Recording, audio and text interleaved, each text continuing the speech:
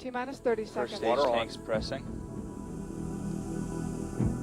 Deck 1 is triggered. 10, 9, 8, 7. +8, +9, +10. A year ago, Carte Blanche brought you an interview with whiz kid and rocket scientist Elon Musk, an ex-South African unknown to the general public.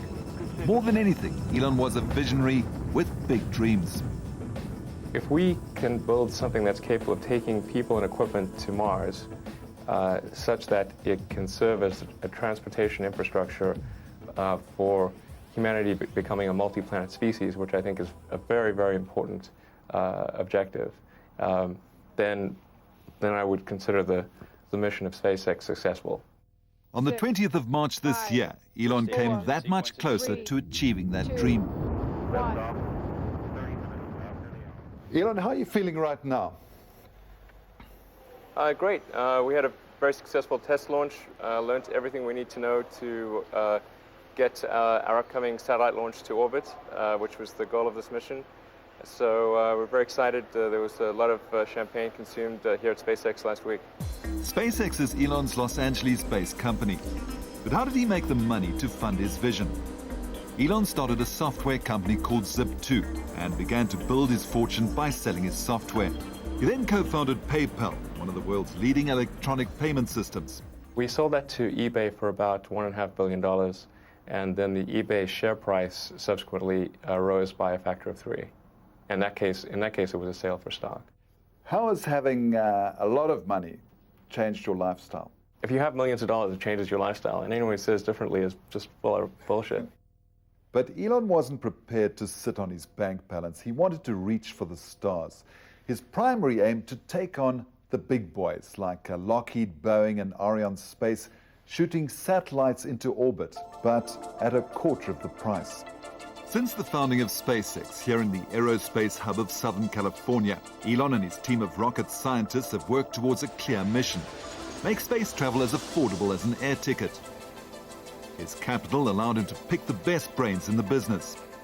Although I am new to the business, my team is not. His critics warned that he would join a long list of billionaires who've tried and failed. The space industry has its movers and shakers, rich nations funding government space programs like NASA, and then in the private game, gifted billionaires who are revolutionizing the industry. It all spells big money and big business. Inside the nose cone of this rocket is the cargo, an expensive satellite that has to be exactly positioned to orbit the Earth. SpaceX is challenging the industry by building rockets and main engines from scratch. We're starting off with a small rocket delivering sort of smallish satellites to orbit. And then we're going from that to a medium lift rocket that's designed from the beginning to be capable of taking people to orbit. You have to pay the big guns of the industry up to $60 million to get your precious satellite afloat. He says that's the result of bureaucracy and inefficiency. If and when Elon gets his way, this will change. I think cost really matters. With this month's launch, SpaceX challenges the likes of Virgin Galactic and Space Adventures, who took fellow billionaire Mark Shuttleworth to space in the Soyuz, built nearly 50 years ago. The vehicle is archaic and should be upgraded fast, says Elon. So it's a bit of a clunker. I mean, the thing was designed in the 60s. Elon has his own views on Mark's venture.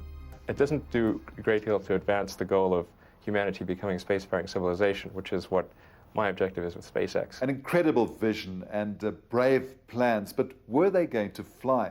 Now, Elon had enough finance for 3 failed launches, but a tremendous amount was resting on the first test launch of Falcon 1. The reason we started with a small launch vehicle is to be able to survive a problem on launch. You know, I want to be able to make sure we have enough capital to survive at least 3 consecutive failures. Elon knew it wasn't going to be easy. Through a series of trials and attempts, he did everything he could to get the first launch of Falcon 1 off the ground. November the 26th, 2005, the very first launch of Falcon 1 abandoned due to bad weather. So that's the really hard thing about rockets. It's impossible to simulate the flight path from standing on the pad to going 25 times the speed of sound in a vacuum. December the 19th, 2005, the second attempt to launch Falcon 1 scrapped due to a faulty valve. And it's like trying to balance a pencil on the end of your finger in a hurricane. It's humanly impossible. A human could not steer the rocket to orbit, for example. So it was back to the drawing board.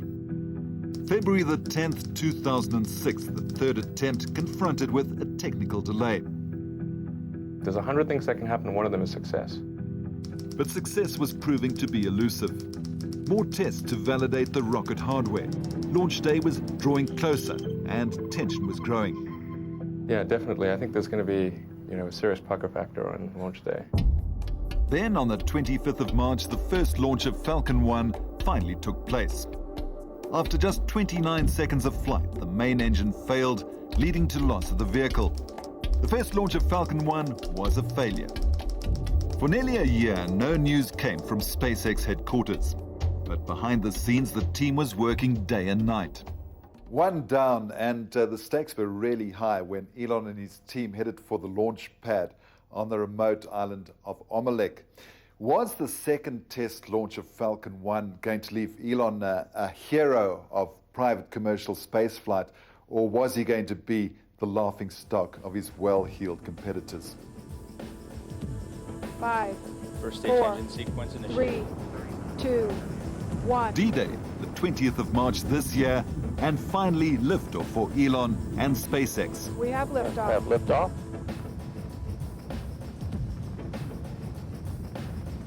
Falcon has cleared the tower. Velocity 128 meters per second. Altitude 2.6 kilometers.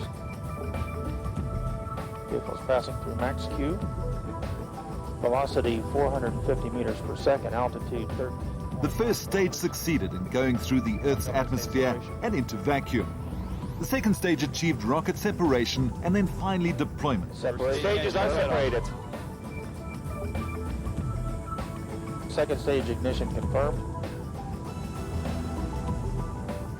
Coming up on fairing separation. Revealing the Pacific Ocean far below and the curvature of the Earth coming into focus as the spacecraft headed out. Fairing separation is confirmed.